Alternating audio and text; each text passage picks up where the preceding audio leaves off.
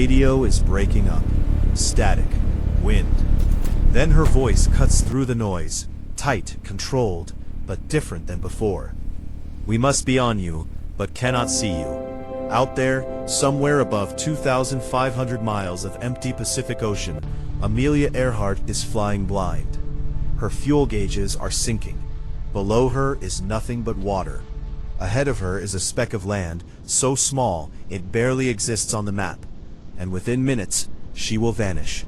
No wreckage, no confirmed crash site, no body. Just a voice swallowed by static. What happened in those final moments? Did she crash? Did she land somewhere she wasn't supposed to? Or did she survive longer than anyone ever imagined? Before we answer that, you need to understand something. Amelia Earhart did not fear the sky. But on July 2nd, 1937, the sky may have betrayed her.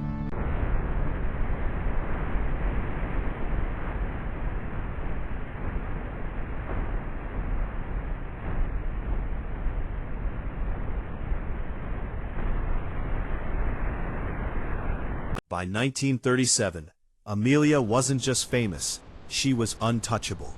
She had already flown solo across the Atlantic, a feat only one other person had ever accomplished before her, Charles Lindbergh.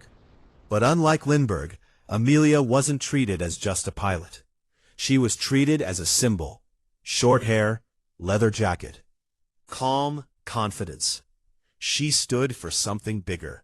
Independence, modernity, rebellion against limits. Young women wrote her letters saying, "Because of you, I believe I can do anything." That kind of cultural power does something to a person. It makes you fearless, or it makes you feel like you can't afford to fail. And in 1937, Amelia was chasing the biggest goal of her life, to fly around the world. Not the easy northern route most pilots used, the longest possible path, near the equator. Nearly 29,000 miles. It wasn't just a flight, it was a statement. And statements come with pressure. With her on that final leg was navigator Fred Noonan. Experienced, precise, quiet. He had mapped air routes across the Pacific before commercial airlines even existed. If anyone could find a tiny island in a massive ocean, it was Noonan. But here's the first question no one talks about. Why were there already small problems earlier in the journey? On a previous attempt months before, Amelia's aircraft had been damaged during takeoff in Hawaii. The plane had to be rebuilt. Some say it was rushed. Some say the pressure to complete the mission was mounting. And pressure leads to mistakes. Keep that in mind. Because on the final flight, the margin for error was almost zero. Their next destination was Howland Island. Not a city, not even a town, just a flat strip of coral in the Pacific. Waiting near it was a U.S. Coast Guard cutter, the USCGC Itasca, tasked with guiding Amelia in by radio. The plan depended on communication. That's important, because communication is exactly what began to fail. July 2nd, 1937, Lae, New Guinea. Amelia and Noonan take off before sunrise. The flight should take around 20 hours. At first, radio transmissions sound normal.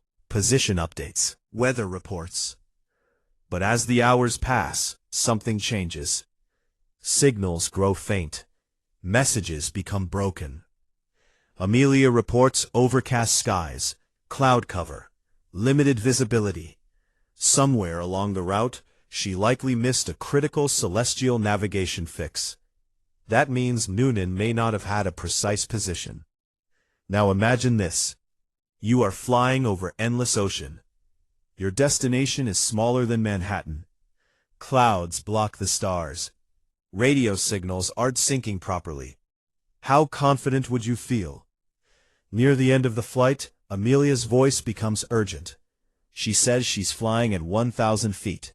That's low. Dangerously low. She tells the Itasca they should be close, but they can't see the island. The Itasca tries to respond. They send smoke signals. They broadcast on multiple frequencies, but something is wrong with the radio setup. Amelia can hear. Them. They can barely hear her. Then comes the line that still echoes in aviation history. We are on the line 157337, running north and south. That line refers to a navigational path. It suggests they believed they were very close, but couldn't see the island. Think about that. So close, and yet invisible. Minutes later, the transmission ends. There are no confirmed messages after that. Just static. When contact was lost, the United States launched a massive search. Ships, planes, thousands of personnel. Roosevelt authorized it personally.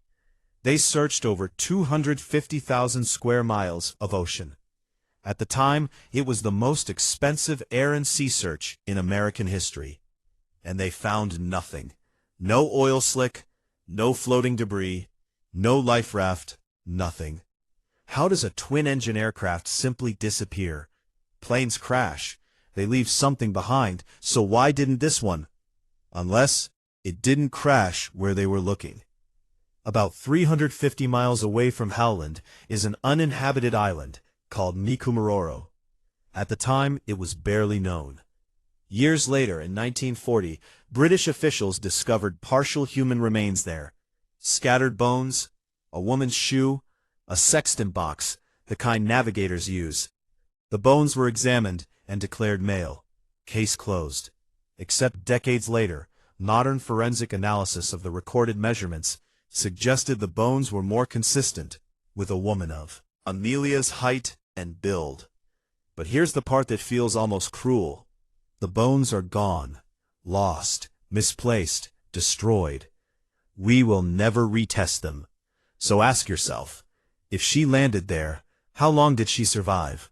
Days? Weeks? Did she watch planes fly overhead? Did she light fires? Did she write messages in the sand? And if she did, why didn't anyone see them? There's another theory, one that sounds like a Hollywood script. What if Amelia didn't crash at all? What if she drifted off course into Japanese-controlled territory in the Marshall Islands? Tensions in the Pacific were rising in 1937. War was coming.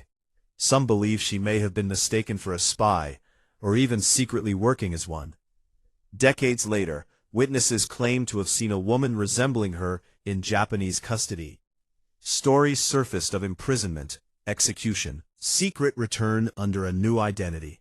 But no documents prove it. No verified photos confirm it. Still, the theory survives. Because when a mystery is this big, people fill in the silence with stories. In 2017, a photograph discovered in the National Archives appeared to show a woman who looked like Amelia sitting on a dock in the Marshall Islands. Beside her, a man resembling Fred Noonan. Behind them, a ship towing something that looked like an aircraft. The internet exploded.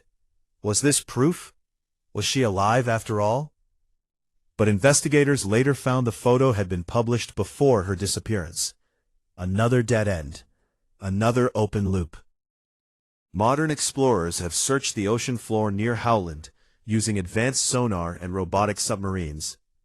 The Pacific in that region is over 16,000 feet deep. Dark, cold, silent. If her plane is down there, it may be perfectly preserved. Frozen in time. Waiting. But here's what keeps experts awake at night. What if they were searching in the wrong place all along? What if her final navigational line led somewhere unexpected? What if the last coordinates were misunderstood? Because the final radio transmissions were incomplete, broken, and interpretation leaves room for error. Here's something rarely discussed. Amelia was under enormous pressure. She wasn't just flying for herself.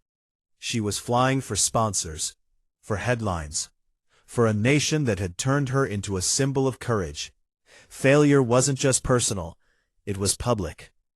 Did that pressure push her to continue when turning back might have been safer? Did confidence override caution? Or was it simply mechanical failure and bad luck? Sometimes, the simplest answer is the hardest to accept. Almost 90 years later, her disappearance still grips America. Why? Because it feels unfinished. She wasn't supposed to fade away. Heroes aren't meant to vanish mid-sentence. Her story stops at the most dramatic moment. And our brains hate unresolved endings. We crave closure, but the Pacific offers none. Fuel nearly gone, clouds breaking slightly, sun glare on endless water. No island in sight. Fred recalculating. Amelia scanning the horizon. Engine sputtering. Does she look at him? Does he nod? Is there panic, or just professional acceptance? Does she attempt a controlled landing on water? Does the plane sink instantly? Or do they climb out onto a wing, watching it disappear beneath them? We don't know. And that not knowing is the hook that never releases us. Airports bear her name.